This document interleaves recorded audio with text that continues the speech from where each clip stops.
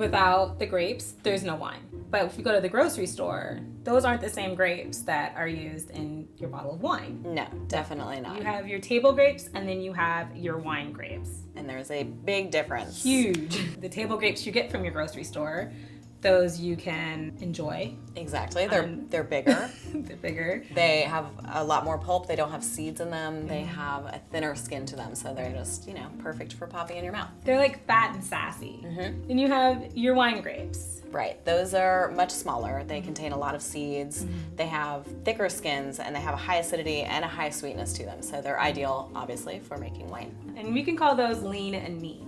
Yeah, I like that too. So some of those elements of the wine grapes, like the many seeds that I was talking about, and the stems are used in the fermentation process to create tannins, like in the Carmenere and in other wines that we know, like Cabernet Sauvignon. But that is what creates it. The length of time that you keep in those elements will create more tannin or less tannin. Got it. And then you have white grapes and black grapes. Right. The white grapes, they're not completely white. They vary in color. And then you have your black grapes, which once again aren't black, but they also vary in color. Exactly. There is a range of colors with your darker grapes, usually, called red grapes, but there is just a range of colors, and red grapes or darker grapes don't always make red wine. You can also have blends though, and you can also have white wines that are made from darker grapes too. It all depends on how long you keep the skins in the fermentation process. So we're back to that again.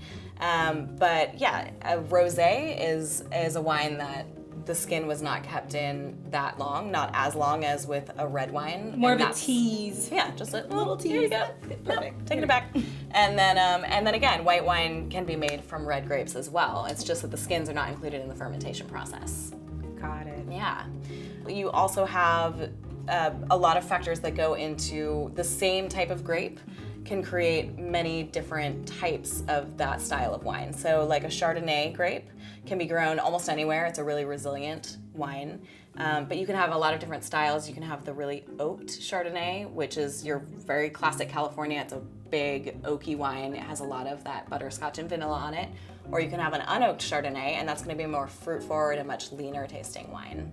And then another interesting thing is when you have the same type of grape, the same genetic type of grape that produces two completely different wines, like a Pinot Noir and a Pinot Grigio. You also have wines that come from a particular region, and that's where they get their varietal from. So a Chianti is going to be classified as a wine where all of the grapes come from that one region. So much to learn. So much goes into it, I know. One grape can do so many things. So many beautiful Who would have ever things. thought?